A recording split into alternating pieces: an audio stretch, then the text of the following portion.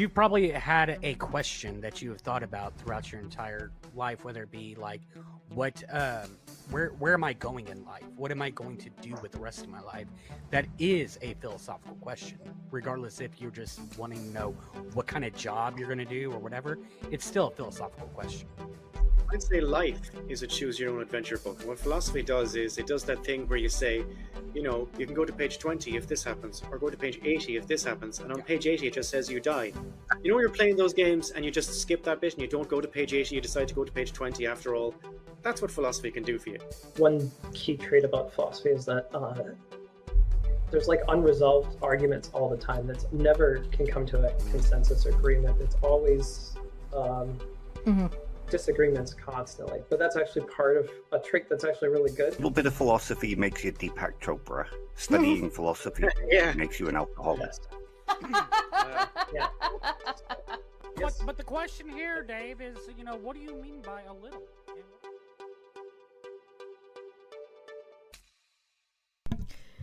Hello, everybody, and welcome back to Living with Philosophy, our Saturday philosophy show where none of us know what we're talking about, literally ever. Some of us read and some of us refuse to.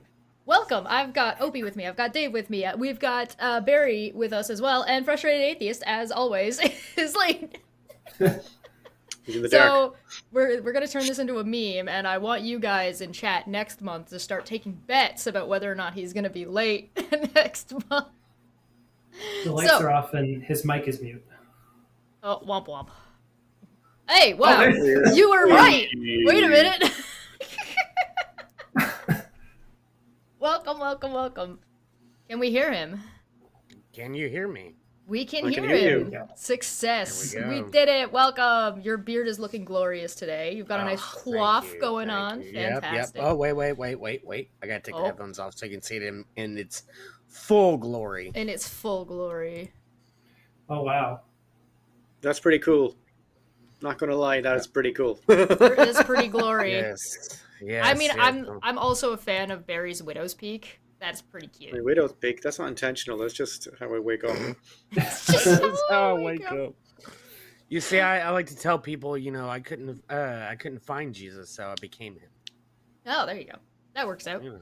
All right, so today we're going to talk about learned helplessness. We've got a comment on specifically on one of our YouTube shorts, which was about Aristotelian virtue ethics, and I'll put the link in the chat so you guys can check that one out. It's just the YouTube short of it, and the comment. And I'm going to read the comment out for I you don't have time guys. to watch that now, I'm filming a podcast. Yeah, You we're should doing have a podcast. already watched it. What are you talking about? Oh, I know. mean, yes, we've all watched it. We were in it. Yeah.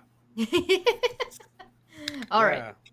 So this says it's quite difficult for some people to change, especially if they've experienced repeated failures when they try to do something different to improve the situation. The ability to change becomes even more difficult the older we get, not necessarily because of anything physical, but rather the cumulative effect of those failures. It takes a toll. We may start to think, why, quote, why bother? What's the point? I know how this is going to end, etc., end quote.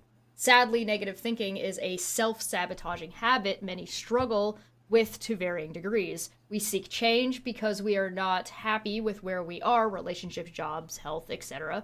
But when we're not able to implement and sustain change to improve that area we are not happy with, it can lead to anxiety, lack of motivation, and depression. Are you familiar with a psychological state known as learned helplessness? It's interesting and worth looking into. This comment became way longer than I had anticipated. I haven't watched this whole show, but I will. Thank you. Happy New Year. And this was from Eve K North. And thank you so much for your comment, because I think this is a great idea. I think it definitely falls in line with our spiel that we've been doing on identity and whether or not you can change who you are and whether or not like what that looks like. So first off, why don't we let Dave go first and give us a chat. Give us a chat. What are your thoughts, Dave? I'm sorry, my microphone isn't working. No, You motherfucker. I'll kill you. Listen, with the world the way it is right now, I've been on a rampage learning about trench warfare, and I will fight you. But you won't get anywhere. Dave, what she is trying to say in Crusader terms is you're talking mad shit for somebody within trebuchet range. Yeah, but I'm all the way in Wales. I have no need or worry of these things. I don't actually know that much about learned helplessness, to be honest. It wasn't something Well, that that's came exactly up what it during says on the my tin, Dave. It's psychology not. degree. Well, I mean, it could be new speak, double speak. No, But no, it's I don't established. actually know much. I don't know much about the topic itself. Well, a That's- guy did a bunch of experiments with dogs to show how this works, right? And those experiments are incredibly complicated and boring, and also it involved giving them electric shocks, so I don't want to talk about it. So instead, I'm going to talk about, to help illustrate this thing, an experiment they did in a high school that a teacher did just for kicks, I guess, shits and giggles. So she divides the class up into half, right? And she says there's going to be a maths test in half an hour. But we're going to do some preparatory maths tests first, right? And she gives half the class easy maths tests, and she gives the other half difficult maths tests, right? And then she gives them all the same math test at the end of half an hour. And the ones who had been doing the difficult math tests did much more poorly than the ones who got the easy questions beforehand. That's learned helplessness. Because you realize that there's a bunch of stuff beyond your control that keeps fucking you in the ass, and what's the point in trying? But of course, there is a point in trying, otherwise we wouldn't be bothered, otherwise we'd all be clinically depressed. And they do say that depression is simply an acknowledgement of reality. Because they've done other tests and they found that depressed people do have a more accurate view of the world. But then you're getting into the question of what does it mean to have a more accurate view of the world? Everything that happens to you is more or less beyond your control, and you can't really do anything about it. And the things you can do about, you often do fuck up into so that you can't even recognize your own life anymore. And so, what is the point? It's the adage of you're your own worst enemy. You know how to screw yourself over more than anybody else actually does. So it's a matter of... this is why I think it's valuable to learn about yourself. Because I think the better you know yourself and the more you learn about yourself, the more control you can at least feel like you have about yourself. Oh yeah, Even if it's you like can't... free will. Right. It's like free will. It's important to believe. There's no such thing as free will, right? Anybody who does more than 3 lines of reading will figure that out. But it's important for you, if you want to live your life in any kind of a normal way, you have to pretend like you have free will. Act like you do. Yeah. In the same way that I have to act like this piece of paper is worth 50 euros, or the whole system falls apart. Right? You have to act like you're like you have free will. Otherwise, none of it makes any sense, and you won't be able to live. You've evolved. The human brain and body have evolved with that in mind. So you just have to fucking take your medicine and say, okay, I don't free will. Nobody has any free will, but I'm going to pretend like I do. I think that free will is a good way to describe our experience. I don't think it's necessarily accurate to what is truly happening. But let's get frustrated and then Opie go. Go ahead. Well, I want to start this off by saying that that Barry showing off his fake money is not, that had no helpfulness here. I don't know. You're coming from America, and the tariffs just started today, so I think you might be the one with fake money now. Hey, I'm gonna need you to, shush it. Yeah, shush it. My bad. I'll mute. Yeah, that's not real. I don't even know what the heck that was. That's not even real. It was too shiny to be real money. But anyways, yeah. I think that the learned helplessness thing is something that is very, very interesting. It kind of shows how we as people tend to, like Barry said, just kind of like fuck ourselves over whenever it comes to certain things, because we have this whole entire idea that if something is too hard to try, then we should not try. And I think that's a really shitty mindset to have, because yes, because it's like yeah, no, I'm going through programming right now, and like shit's difficult, but why should I let its difficultness stop me from learning it? Yes. And so it's just one of those things where it's like, I think that yeah, there are certain things like Barry said that are out of our control, that we just cannot handle. We can't. There's nothing we can do about it. But the things that we can do things about, just because it's hard, doesn't mean it's not worth doing. Yeah, I think that's reasonable. Go ahead. Okay. So it's going to start off. I'm going to start off like way out on the outside, and I'm going to try to bring it back into this learned helplessness. Yes. So first, so like aesthetics, we normally talk about like what is beautiful or what looks good or things like that. But actually, like a good way to describe aesthetics as a form of philosophy is different perspectives on how you perceive the world in the terms of qualia. And I'll explain what qualia is. It's just like the instance of your subjective conscious experience, this worldview thing, how you like your opinions about how you see the world is like a way of talking about aesthetics. And we keep on harping down on this futile nihilistic worldview that people get into when they're in this state of learned helplessness. And I have an option for them. It's not so much changing it to be optimistic. No, it's actually the opposite. It's more of accepting that the world is imperfect. The world, you are imperfect. That everything is inevitably changing, and because of that, even if you feel like you're not changing, you are actually every single day. And it's those little tiny steps that you need to be aware of and try to do yourself. Is it like we know the Earth is a globe, we know the Earth is spinning, we don't feel it every second of the day? Yeah. No, and like 10 years from now, you're going to be a completely different person than you are now. I mean, you're going to be a lot older. And also, that's the other thing is like there's an inevitability of that. So you might as well try to live in the moment and try to do what you can now with the abilities that you have. And one of the concepts in Japanese aesthetics is wabi-sabi, which is that beauty and transience of imperfection and impermanence. And it's, Oh, that was the stuff you put on sushi. No, that's wasabi. Yeah, no. So this concept has to deal with like, if like the changing in seasons, like, leaves will bloom in the spring and get beautiful in the summertime, but they will wilt in the fall and be completely gone during the winter time. And it's kind of accepting of that kind of inevitability, but also the impermanence and constant change throughout the seasons and stuff like that.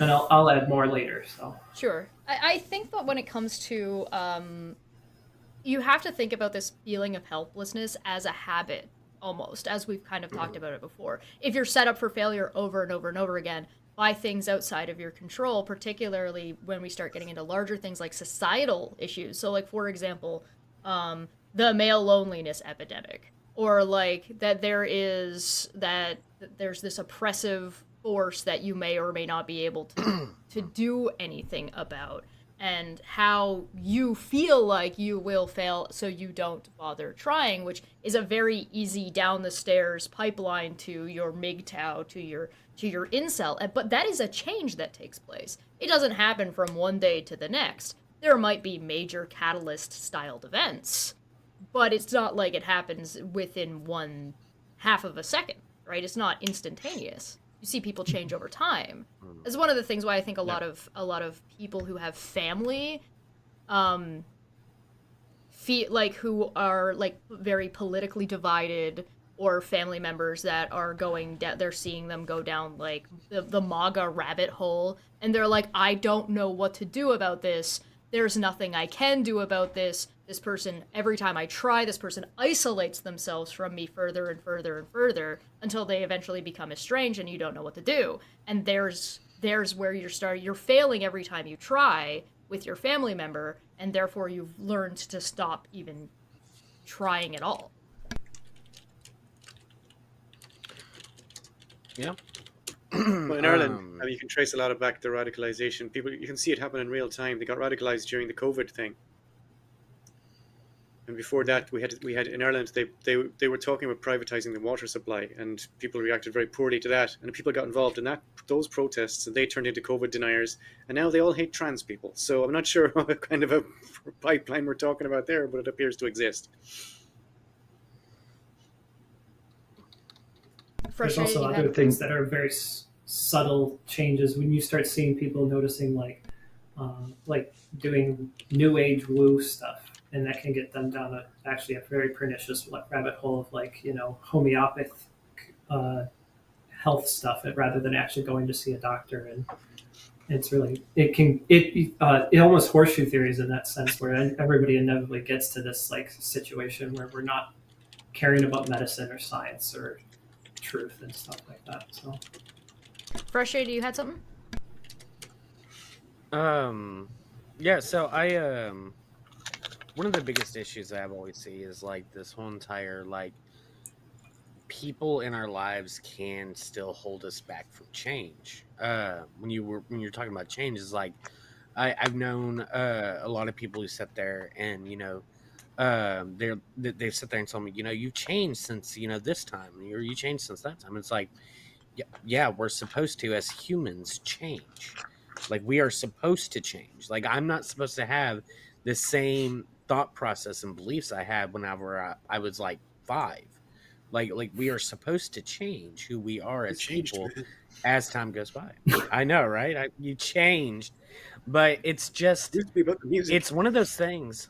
You forgot the music, but it's just one of those things. I get sick of and tired of hearing people sitting there trying to say like you changed, like that's a bad thing. It's like, yeah, I changed. Like I'm not gonna be the same person I was 5-10 years ago. Like I'm going to change. Like stop trying to keep me stagnant. I want to change. that's part and parcel with like humans really love trying to control and understand the world, and if things are rapidly changing to not be consistent with how they see things, then they get a little agitated by that. So like if people around them are not behaving consistently to how they perceive them, then it throws them off, you know. Well, so there's look some of at that. social media, for example, right? You've got the advent of social media, it blowing up. You having things like this show didn't exist, and like things like it didn't exist like a couple of decades ago. Like it's not, a lot of this is very, very new, and what it's doing is it's forcing a lot of different cultures and different ideas and people from around the world together to suddenly all be dumped in a pool at the same time, with these additional steps where you get this way where you're disassociated, or like it's not you on your Twitter account, it's this idea that you want to put forward onto Twitter for other people that are also not people. They're also accounts that you're looking at that are also maybe not the person that they're saying they are. They are just presenting another idea of what they want to put out there. Now, it might be, you might be able to parse that like more realistically or less realistically, but the effect that has on this idea of failure, the effect that this has on hopelessness and helplessness, and the effect that has on the way you view society and how you're just gonna get bombarded nonstop with like what would in other terms be cultural shock, right? You go to Bangladesh and the world is a lot different than in America. You go from Wales to like Australia, or you go from Australia to Canada, there's going to be massive, massive differences that you're just not ready for.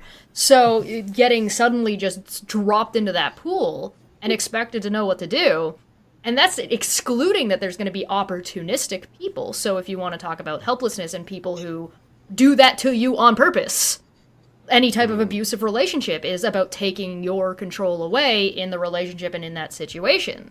And it's hard. That's and a very good example of learned helplessness. Yeah, when you're in a relationship like with someone who's controlling you, you do eventually become a shell of yourself, apparently, and Yes. you learn that you are nothing you do will matter, and you might as well just fucking put up with it. Dave, you got something? People say Sorry, that, like, after why didn't you Barry. leave? Why did they say things like, why didn't you leave? Why didn't you leave? You know, and like this it doesn't, you don't take account of what's going on inside. I suppose your qualia, is that what you call it? Yeah, I think that's a good example, and it sort of like makes it clear to me what learned helplessness is, the abused relationship. And I think in society itself, there's all kinds of levels of that. I mean, just look at the Trump presidency. It basically runs off something like that. It's none of you have the power to do things, so just give me all the power and I'll make everything right for you. That's kind of Daddy's how I feel. coming home. Yeah. Ugh. Yeah, yeah. Ugh. I don't like to kink shame, but stop. I'm gonna kink shame you. Stop. No. This is whenever I hear people sit there and say the daddy's home thing, I'm like we should all learn less about each other right now. Just learn less about each other. I like we can stop here. Like I want to get off this ride. Get me out. I want off the roller coaster. I'm gonna puke. I'm gonna vom. There's I think maybe it's just me, but I think that a lot of I think psychology was stunted in its like scientific development and its research development like back in the 60s and 70s. Because everybody was doing a lot of illegal shit or shit that became illegal because it was kind of torture. Yeah, ethics violation. Yeah, and admittedly, yeah, that's not okay, and yeah, we shouldn't do it, but I think that it really undermined a lot of... Had we had better understandings, I think social media would look a lot different. Because I think that we would have a better understanding, and that would enable us to navigate these spaces easier, because honestly, I really just do think that a lot of people do not know and do not understand how to navigate these social spaces. Keep in mind that, like, MySpace was basically just a bunch of teenagers, and then the advent of Facebook forced teenagers onto the internet to do projects and group work. Like, our high school made us make Facebook accounts so we could do group projects. And so it was forced on us, at least for me, through the education system, with complete disregard of that we have access to fucking everybody. And then on top of it, soccer moms figured it out. And as soon as soccer moms figured it out, it's like, oh, well, we're done here. When I force teenage girls to do things, everybody loses their minds. That clip will definitely not come back to bite you in the ass ever. Okay. Oh, somebody clip it. Somebody clip it and tag Debate Hub. Are you kidding? Poor I'm gonna frustrated clip it. I think that's the worst thing I've said on camera. Oh God, love it. I've got hours and hours and hours of really heinous shit. That's nothing. Oh, Dave knows that I went on a whole rant, and I said I'm about to make everybody really uncomfortable when we did our free will conversation, free will. and the video had to be cut out and then jumped ahead because of how weird it got. Yeah, I'm gonna say I definitely am glad I did not watch that or Well, it was got cut out. participating in that. I think a part of the reason why we developed learned helplessness is that we've expanded the size of scope of the world that we were perceiving to be super complicated and uncontrollable. So we have to. The goal then would be to simplify it and make it smaller for yourself. So like try to just center yourself around like maybe it's just you in your apartment and your new plant that you just bought from the garden store and stuff like that, and just take care of that for a little bit, and then work your way up from there. I think there's something to be said for positive reinforcement. Like, there is a lot of negative reinforcement in the world, like a lot. And even positive reinforcement can be viewed in a negative light if the perspective is skewed. So, for example, there's 14 people When you say watching. positive reinforcement, do you mean like being like saying good things? Like rewarding yourself when you do something correct. Yeah, a great example, even if this story wasn't real, was that there was a story that came across social media where this girl sat there and said she figured out what her crush's favorite candy bar was, and every time he saw her, she would give him that candy bar. And just constantly kept doing it, reinforcing it, doing the whole entire Pavlov's bell thing, and just kept doing it until it got to the point to where he just got happy every time he saw her. And then when she took the candy away, that happiness stayed there every time he saw her. And then, but he did not know why. And then ends up like dating her and stuff. I heard a story about a girl who used a clicker. So she like a little sound clicker. when she was in, when something good happened or something happy happened, she would click the little thing and get like this stimulus from just clicking, and like the sound and like the texture, like it's, and then like when she was having a bad day, she would then turn around and start clicking it, and she basically, that would like reset her mental state, because she'd be like, listen, this is a bad day, but I need to calm down, I need to be in a better place, and she would just use that, and it would stimulate the her brain to do the, this is all happy memories, and it's a really interesting thing. There's an anatomical reason for some of that. There's a vagal nerve where, like, if you like yawn or like chew gum, it clicks into your ears there, and like that clicking noise probably is helping with that serotonin boost. So I think there's like a lot of little things that we can do, but what I mean when I say that your positive reinforcement could be negative if it's applied to the wrong way, as I was saying, there's 14 concurrent views right now. Hello, viewers. Hello. Thank you for being here. Like and share. If I'm unreasonably comparing my channel and my live viewers to someone else, 14 people is a big deal.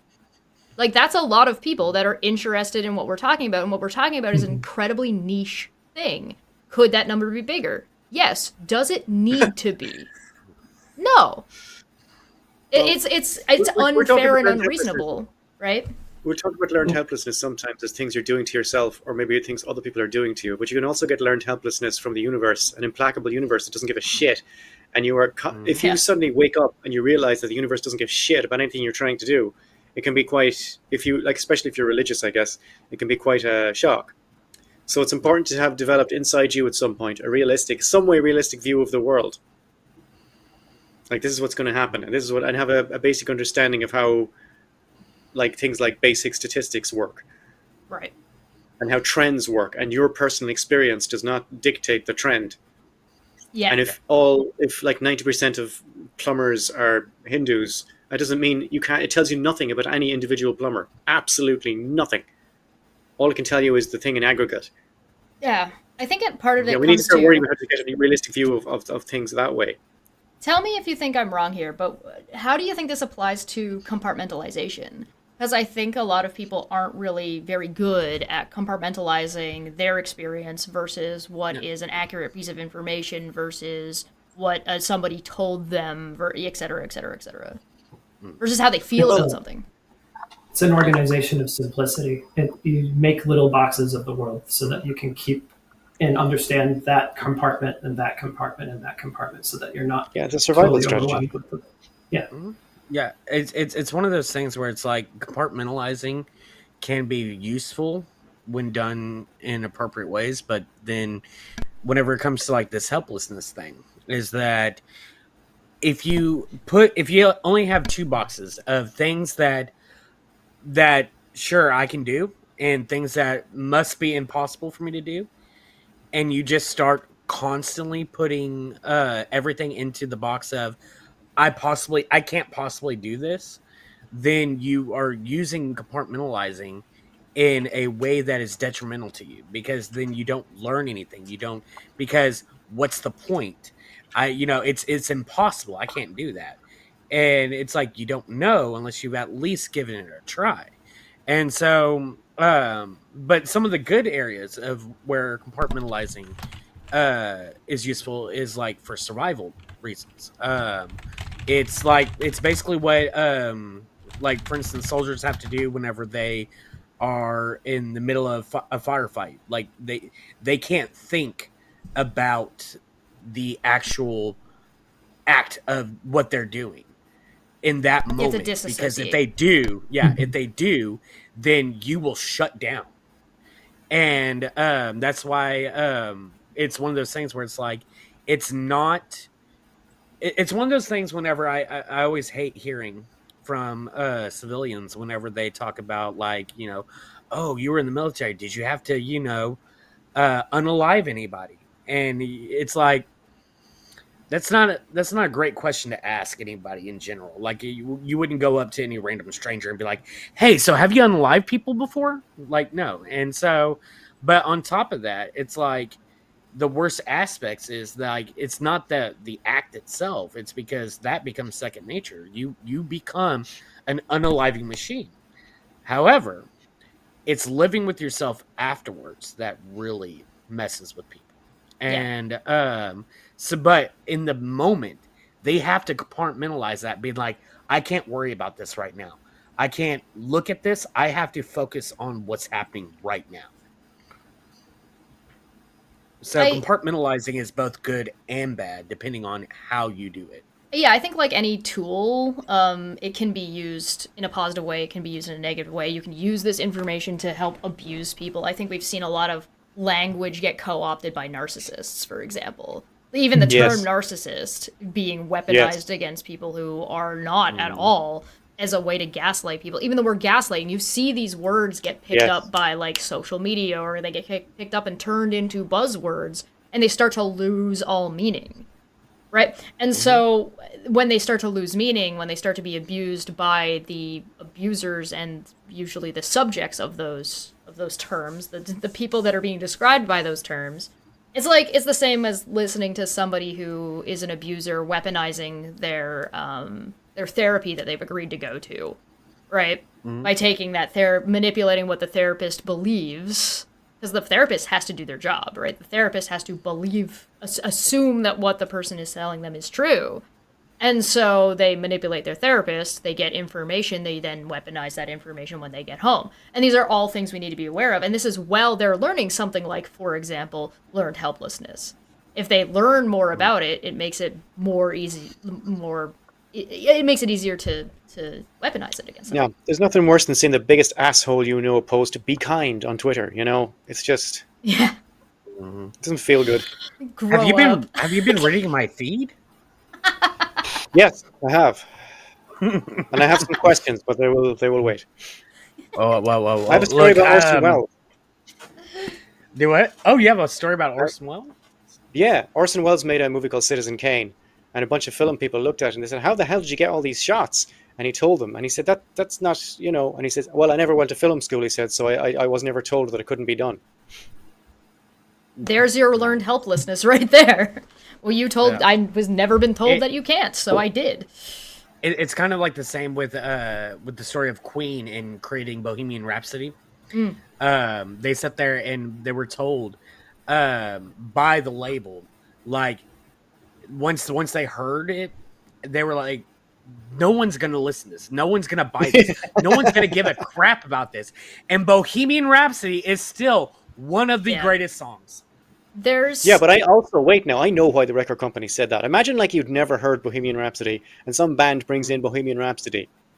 Like, come on, man. Well, it's also radio stations are assholes. Don't listen to them. Go ahead. Well, but it's also like in a time frame of like, it's a 7-minute song on radio. That's really hard to air. Yeah, so. True.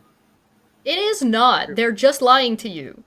Well, yeah, I know. But I mean, the thing is like, it's not the very first. It's not one of the first ones either, though, because we also had Led Zeppelin in Stairway to Heaven that was 7-minute long. And so Ray Charles was the first guy who broke the.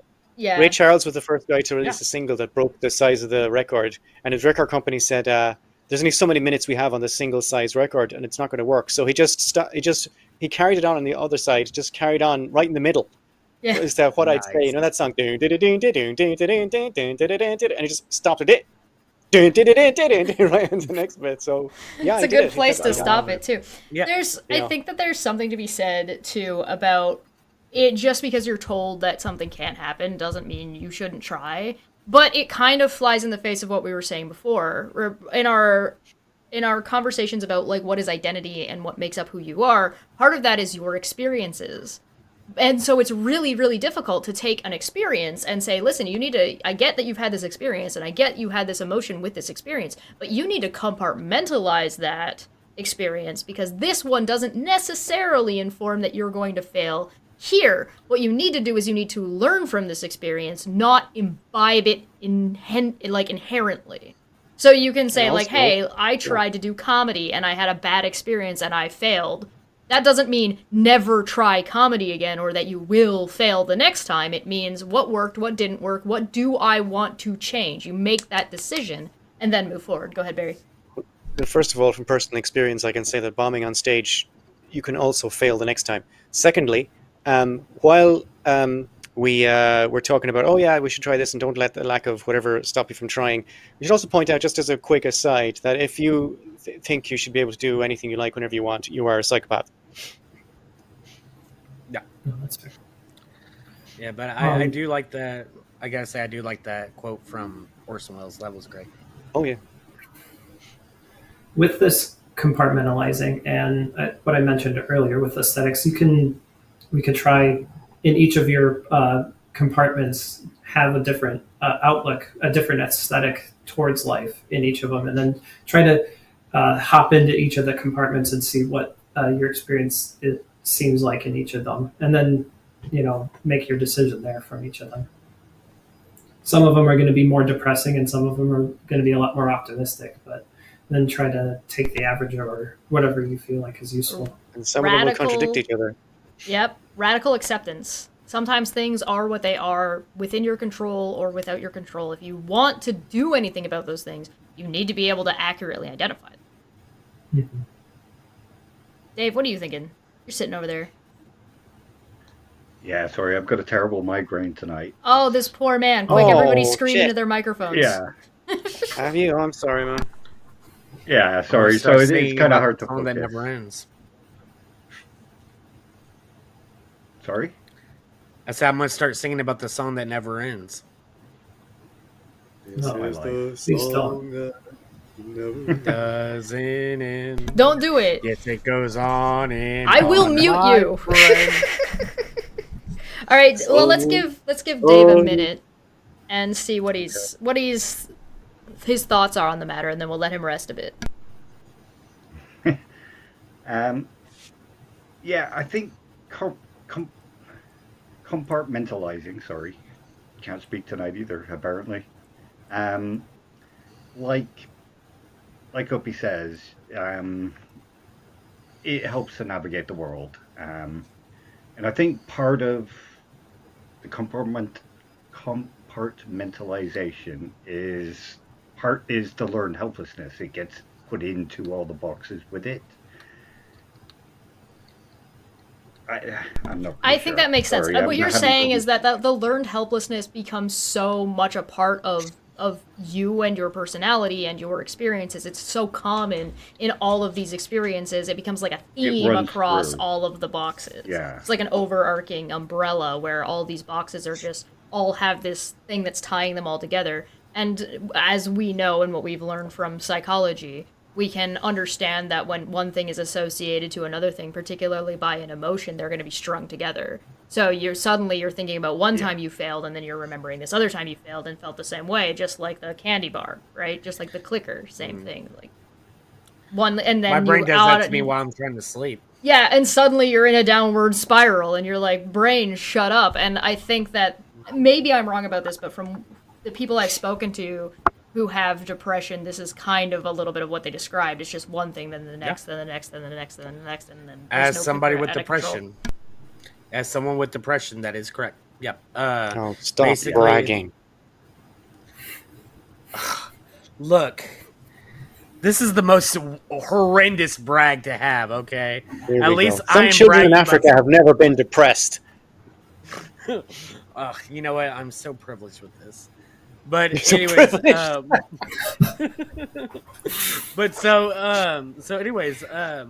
way it works for depression is the fact that like it is like that. It's whenever like you can be having the best day of your life, and then all of a sudden your brain goes, "Hey, buddy, you remember that one time?" And you're like, "Where's this going?" And it's like, "Oh no, I wanted you to remember this one time." Oh, but also there was this other time, and then it just keeps going, where it just starts like intrusive thoughts. What? Yeah, exactly. Not just that. The intrusive thoughts.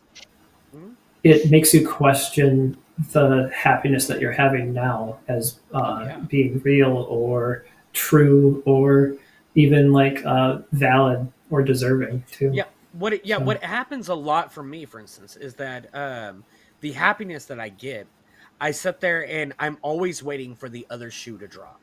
No. Because there's always going to be another shoe. There's always going to be another shoe. That's terrible.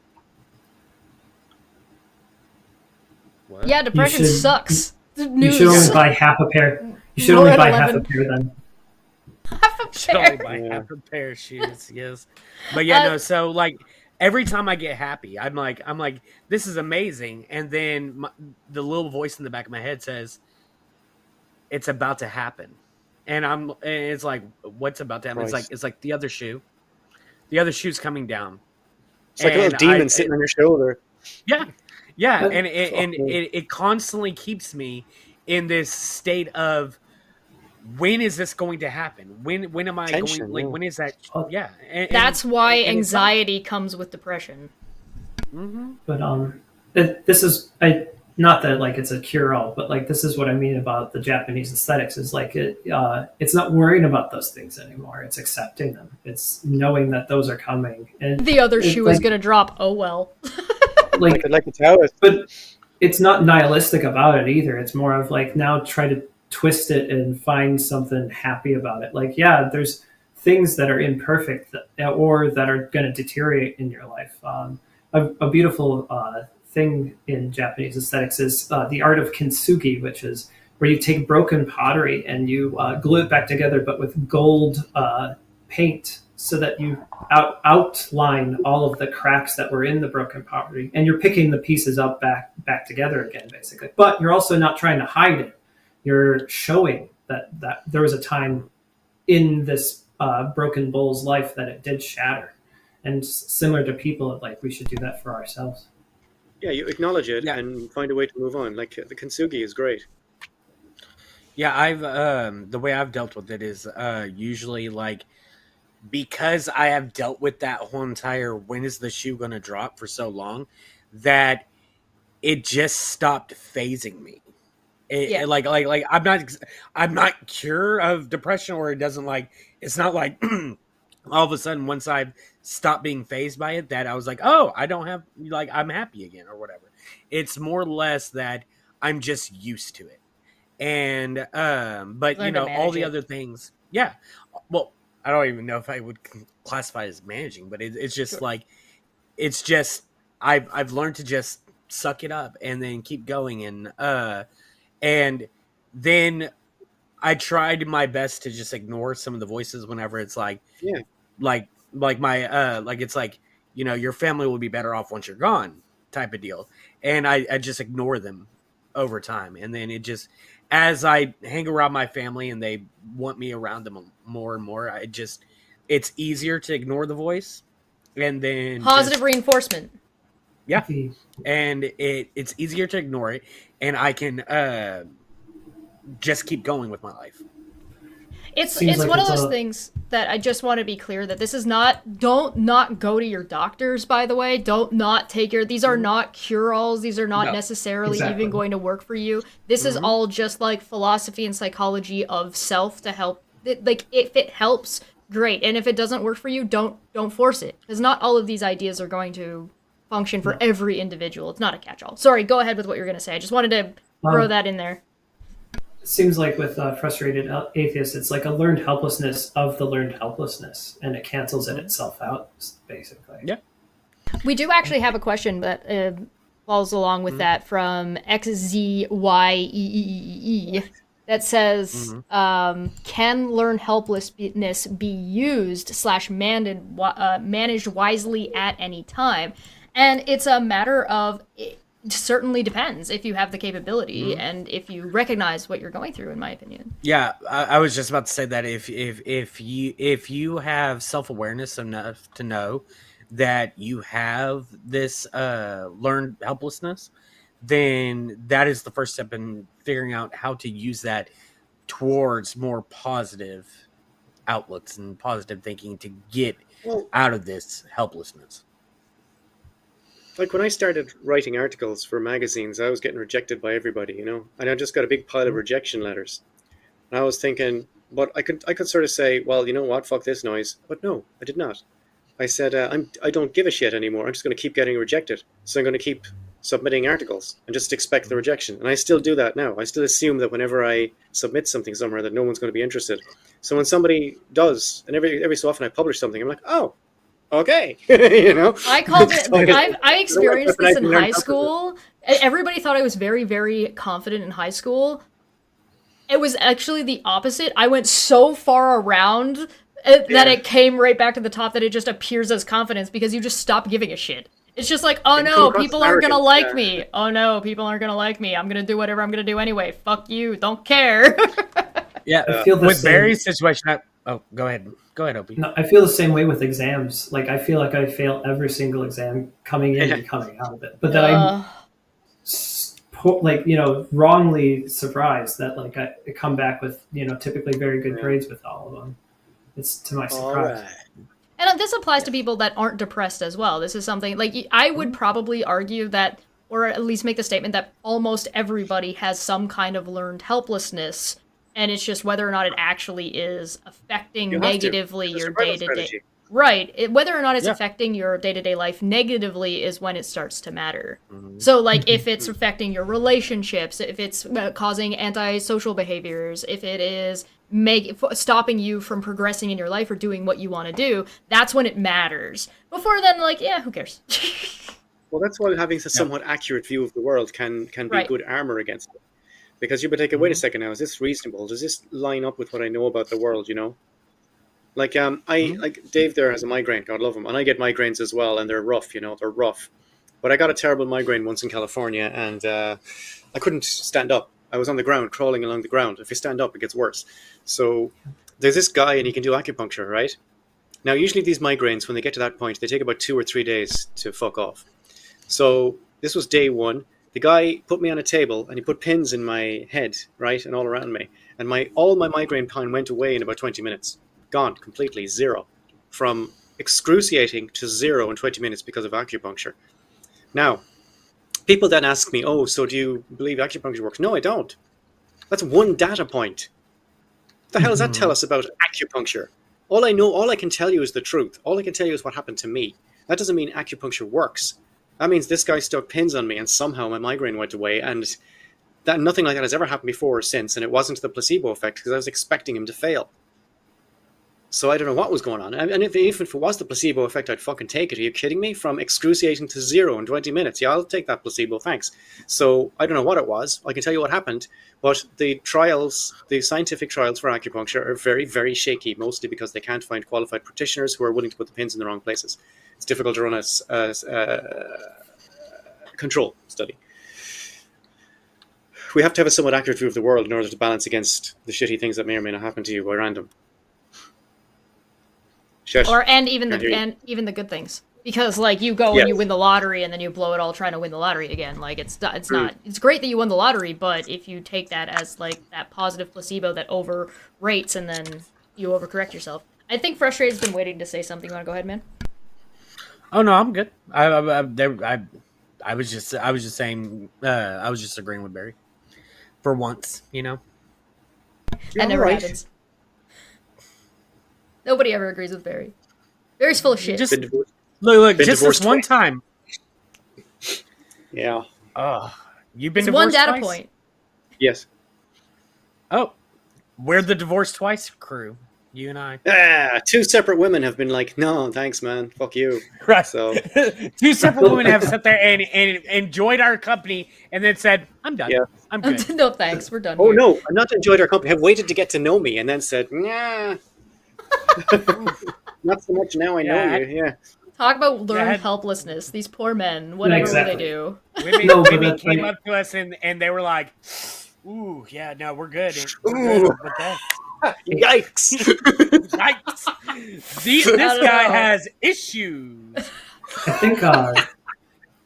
think like a high percentage of people that are in at least one or two divorces are like likely to try to get married again, which is like a interesting thing. Like, we know that we're going to get heartbroken eventually, like no matter what, even if you stay married, like one of you is going to die before the other one. And it's like kind of interesting that we're accepting That's these the best case inevitable scenario. things. Is I get to watch the person I love most in the world die. That's the best case scenario. They're free. Best case.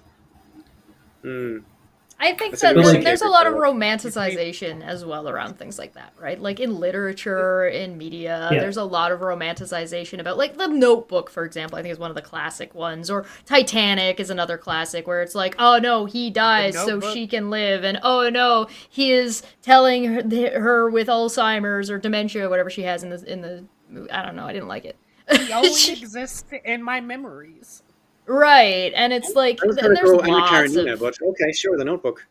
Yeah, there's just lots of stuff like But that. Romeo and Notebook Juliet has- killing each other by accident. Like, The Notebook has the most accurate description of whenever guys try to ask women what they want to eat, and the woman's response, What do you is want? like, what do you want? It's not that simple. What do you want? Yeah. that's called that's called being paralyzed by choice, because there's too many options that somebody can't No. pick. So then your job is to get both of the items that they want to try at the restaurant, and you share both of them. Oh no. See, this Opie's is trying to solve this with what logic. happened- God love him. what happens. This is the best way to solve where figuring out where your girl wants to go. You sit there and just tell her, guess where I'm taking you to dinner. That's the way to fix it, because now you're not optimized by, like, The or very overwhelmed. second Yep. The very second they hear that, they start thinking about the one place they want to go to at that point in time, and they said, "Are you taking me here?" It's like, "Yep, That's where we're going. Yep. that's where Well, we're going." and the thing that's amusing to me is this applies equally to both men and women. The stereotype is just that it's Yeah. women. Actually, that's interesting.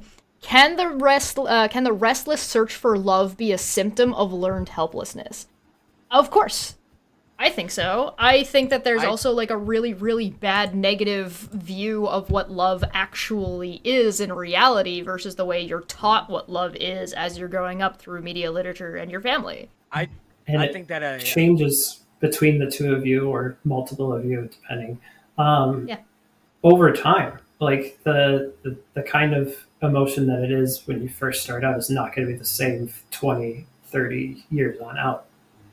Well, it's also, like, a matter of again, we're back to, you have to understand yourself. If you want to be in love, what does in love mean? What does that mean to you? What do you want your life to look like with this other person, like, 30 years from now? Do you want to still be on edge about will they, won't they? No! Who wants to be like that all the time? That's terrible. That's toxic as fuck. Absolutely not. Blech.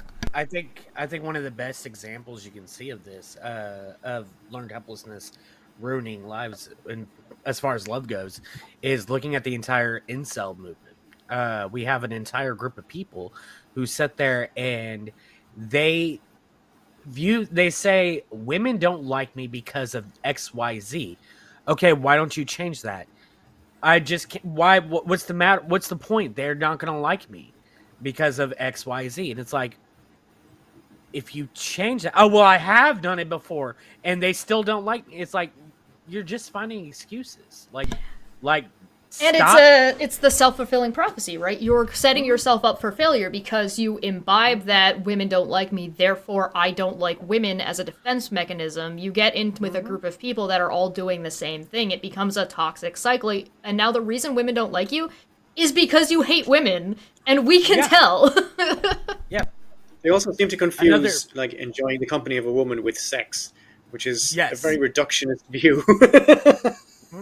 I sat there. I've talked to a guy who I sat there and I was like, if you want women to like you, you have to change your personality and blah blah. And I'm explaining to him how to be a better person, and he sits there and goes, "Well, I've done that before, and they still wouldn't sleep with me." And it's like, because you're doing it solely so they'll sleep with you. You have to want to change who you are for you, and then women find you more attractive. And they can tell. Just that. We can tell. Oh, yeah. We know, like, it's a common thing. Like, there are times where you'll get away with it, and a woman won't be able to tell, and you'll trick her. But, like, does tricking her make you feel better? And the thing is, in a lot of these cases, in the short term, it does, because that's all they want to do. They want to. By the time they've gone this far down into the hole, that's exactly what they want to be doing. Yeah, it's basically like for instance, it's like if I were to like I like Chesh as a person. She's a great, she's friends, whatever. It'd be different. It'd be one thing where if I was like, oh yeah, I like Chesh, and then like secretly when everybody else is out the call, I'd be like, so Chesh, when can we, like it no, like that's showing you that you don't like the person. You No. just like what they can do for you whenever Or it whatever you've comes projected time onto for them from your own construction. Exactly. Yeah, you have this whole entire idea in your head that I'm gonna sleep with her if I'm nice with her, and then all of a sudden, like she sits there and you're nice to her, and she's like, "Hey, cool, thanks," and you're just like, "What? She did not give me one sex? What happened here? What is this?" And it's like, no, it's like nobody's gonna sleep with you just because you're nice. You have to be nice just to be nice, and then maybe you might get something. You should be nice to be a yeah. good person. Exactly. It's silly. Like it's not There that are- hard. And There again, are from higher personal older- experience, girls won't sleep with you if you're an asshole. The bar is so low. The bar is so low. But also, like, it's there's higher order like things to care about or like take value more than just sex. Like, there's Priority. well, like you start to learn that like if you are also going to eventually die and other people are eventually going to die, that meaningful relationship is probably like the more valuable thing in that impermanent time frame than just one like serotonin action like that. So I'm gonna ask you to do me a favor. Serotonin action. Yeah. You've brought up a Yeah. handful. You've brought up a handful of Eastern philosophy. Would you be willing to drop a couple of those links in a comment that I can pin down below? So if people are interested in looking up some Yeah. of that stuff, they can Yes. definitely check that out. Links are down below. Dave has a channel. Go check it out. Frustrated is maybe streaming soon, allegedly. Allegedly. Barry's got a channel. Go check those out down below. Debate Hub will be back on Friday. We have our volcano show with Lan and Amani, so if you enjoy volcanoes and enjoy a lot of fart jokes and poop jokes and forbidden brownie jokes, come and join us for that. As well as there's a really great question that I think will make a good discussion on as its own topic, where they had asked, such an interesting discussion, but shouldn't love, genuine love, accept the person as is? And I think what is love is a very good topic. Will it be the topic next month? No guarantee, but I think it should definitely be a topic. Look at Barry like, oh, fuck you. Barry's wiggling. Go, Barry. And apparently, Baby, don't hurt me. don't hurt me no more. Thank you so much, everybody, for joining us. We're going to get on out of here. Have a good day. Enjoy some self-improvement, some self-love, some learning about yourself. Spend some time with yourself. It's not that scary. It's okay to accept yourself for who you are and figure it out. It'll be all right. Goodbye!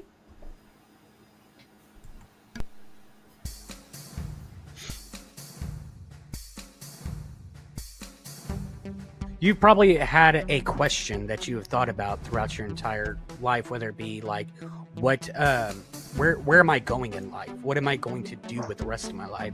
That is a philosophical question, regardless if you're just wanting to know what kind of job you're going to do or whatever. It's still a philosophical question. I'd say life is a choose your own adventure book. And what philosophy does is it does that thing where you say, you can go to page 20 if this happens, or go to page 80 if this happens, and on page 80 it just says you die. You're playing those games and you just skip that bit and you don't go to page 80, you decide to go to page 20 after all. That's what philosophy can do for you. One key trait about philosophy is that there's like unresolved arguments all the time that never can come to a consensus or agreement. It's always disagreements constantly, but that's actually part of a trick that's actually really good. A little bit of philosophy makes you Deepak Chopra. Studying philosophy Yeah. makes you an alcoholic. Yeah. But the question here, Dave, is, what do you mean by a little?